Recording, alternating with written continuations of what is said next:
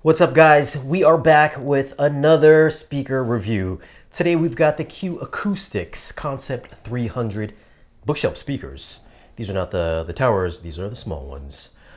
For this review, we like to have another speaker on hand, so that way we're not kind of referencing back with our own memory what another speaker sounds like. So we're going to be using the Bowers & Wilkins 705 S2s, Signature 2s, as kind of a reference point to compare against the Concept 300s. Yep.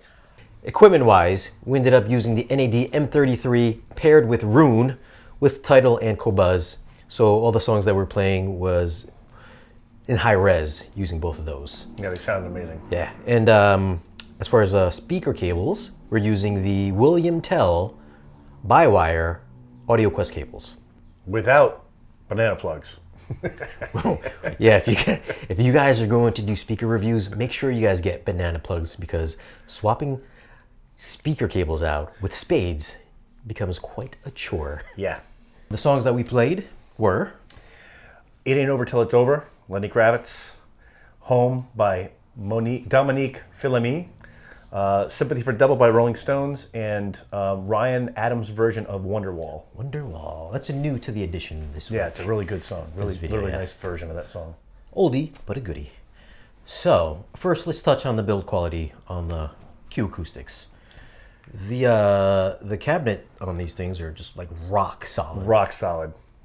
It is essentially 3 boxes in one. So it's like one box, a layer of gel, another box, a layer of gel, and then another box. That way, it's like dampening between each level, each layer. That thing feels more solid than a frickin' brick. I mean, it's crazy how solid that thing feels. Like You no knock resonance. on it, no resonance at all. Knock on it, completely dead. Yep. Whereas on the, it's not a comparison, but in comparison to the Bowers & Wilkins, so much more inert over the B-dubs. Inert, good word. Nice. That's a good one, right? All right, so sound quality wise though, let's go with the first song we tried out was Wonderwall. Wonderwall, nice mid-range song, acoustic, sounded really good. Great for his voice, a lot of like really solid bottom end, and not a lot of really sophisticated high-end stuff going on. So it did a really nice job of reproducing that, and it sounded really good, really full, excellent tonal quality. Yeah, good mid-range. That's the first thing that kind of popped out to me. Yeah. The thing that didn't really pop out to me was the treble, the high-end extension. In comparison to like the B&Ws, which I don't think they're particularly bright, but in comparison to the Q Acoustics, they did sound bright, also a bit more airier. Yeah, and I think that's, again, I was talking to Shane about the decoupled tweeter. The advantage of having that tweeter outside the actual cabinet with your mid-range is, number one, it's a speaker on top of the speaker, so you are going to get a bigger sound out of it as far as spatial, but also the high end on the Q Acoustic was not stellar. Yeah, it was more laid back for sure. Yeah, definitely. Next song that we tried out was Domino Pizza. This song got a lot of layers in it, a lot of instruments. Acoustic, nothing electronic about it. Yeah. Her voice, as far as like imaging is concerned for this particular song, there's a bunch of instruments laid out in the soundstage. You could definitely hear where the instruments were, but I felt like the instruments were so fleshed out where you could really get a grasp of exactly where they were, like the texture of that particular instrument. Right. So we've used the song so many times, so many different speakers. And we've gotten used to hearing a really big soundstage and every single note, especially on that acoustic bass, the upright bass. And these did a nice job again with the mid-range, and you could tell where things were coming from, but it didn't have that real airy feeling to it. Still sounded really good as far as... It did sound good, yeah. Just the depth of the soundstage, like the air between the instruments and the musicians wasn't quite there. Right. Yep. Whereas like in the Bowers, everything was more defined. I felt was more defined. The Bowers, those speakers, those signatures create a giant, a really, really big soundstage, and their spatial imaging is amazing. The Q Acoustics are not bad, don't get me wrong. Yeah. They sound really nice. Like you said, the tonal extension of those trebles, not really going to be there. Yeah, so the sparkly highs, not quite there on the Qs. more reserved, of course, a little bit softer, again, laid back sounding, which brings us to Sympathy for the Devil. Yeah. All right, so that was the only song where, because of that lack of high end, Sympathy for the Devil is a very sophisticated song or complex song in terms of the tonal reproduction. You've got a lot of high end stuff going on. You've got, cowbell. You've got washboard stuff, guitar, and then you've got background that's a higher, there's some the hoo-hoos going on, right? That background singing, a lot of that stuff was not nearly as clear as we're used to hearing it, because of those high ends and that separation that we don't get with these Q Acoustics. Yeah, just Soundstage, again, the depth of the Soundstage, just a little more congested sounding. There's still separation there, but the definition of instruments and the singers, there's a cowbell in there, which is very prominent on the B&Ws, which more reserved on the 300s. Right. It was more in the background rather than, it was more like ding, ding, ding, rather than ding, ding, ding. Yeah, you didn't hear that real clear clang. Yeah, the pronunciation just not there.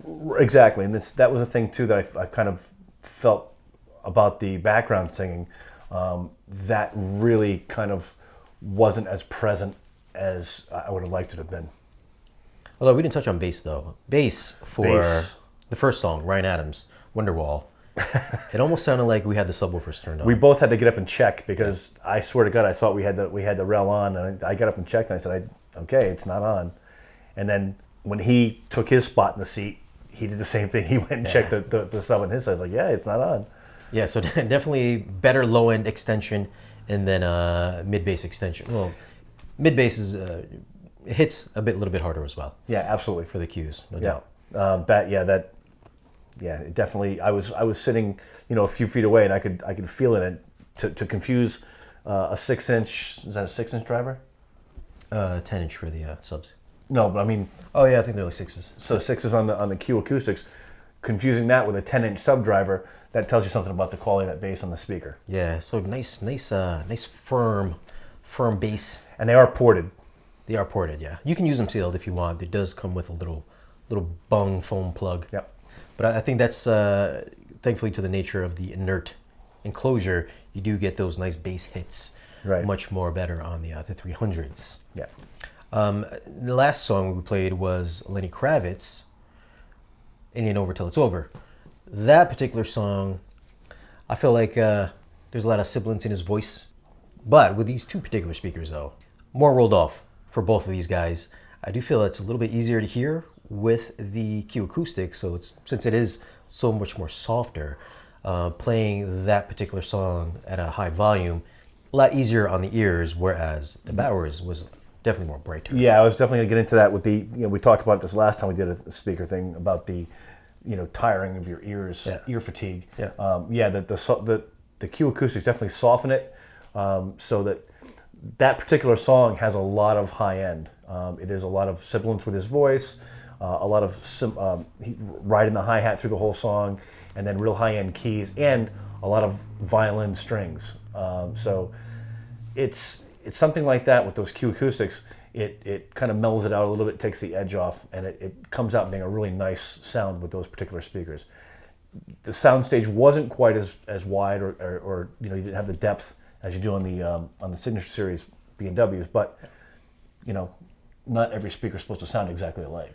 Yeah, I think because of the better extension on the 705s, when that song first starts out, the instruments kind of just wrap around you. Yeah. They almost go behind you. I got that feeling with the Bowers and Wilkins, but I would say the Q Acoustics went to about right about here, whereas the other ones went behind me. Yeah. So I mean, again, like Soundstage, a little more shallower and less airy sounding, less detailed sounding, less layered as well with the Q Acoustics. Although more laid back, softer on the top end, very relaxed speaker, just to kick back. Yeah. Just maybe drink a beer or something like that. With turn up the volume, you're not going to get blasted out in your ears with it. Yeah, I mean they're a great sounding speaker. When I heard them for the first time last week, Shane just had them going on when I came over, and I was like, wow, these things sound phenomenal. And then, you know, it's not until you do a direct comparison with something like the 705s, these speakers really hold their own, except in certain situations. Now, these speakers are $3,500 for the Q Acoustics. The Bowers are $3,000, $500 cheaper. Although I think the extra quality goes into the build quality of the, extra money goes into the build quality of the Q Acoustics. Plus, for an extra, I think $900, the stands are extra. They're like the tensegrity stands. It's like a little tripole type of stand. Yeah, they're really cool looking. Very cool. And plus, on the bottom of the Q Acoustics, it's decoupled as well. There's like a plastic plate on the bottom that kind of floats the speaker on these springs. And then that bottom plate screws to the stand. So if you're like walking by or something like that, it's not going to jostle the speaker. So it keeps it decoupled from the ground. Nice. Yeah. Yeah, I mean, they're beautiful looking speakers. I mean, yeah, aesthetically, they're fantastic. They're gorgeous. The two-tone, it's got the ones that we have are black and that kind of dark wood. The wood actually kind of matches the Yeah, right. They look almost like a reverse of each other. Yeah. But again, final thoughts though. Q Acoustics, a solid speaker. I think maybe for the next iteration, maybe bring a little bit more refinement to the treble, to the tweeter. Definitely want to hear more depth, more instrumental delineation, separation, more texture in that high-end area. Bass is solid, mid-range is definitely solid. It's just the higher frequencies. The higher frequencies definitely lend itself to a better imaging and better separation and detail. Also, the Q Acoustics, this is their first time building like a high-end audiophile-esque loudspeaker. I think most people know Q Acoustics for their kind of like their entry-level speakers, their home theater packages, which you can get for like under $1,000.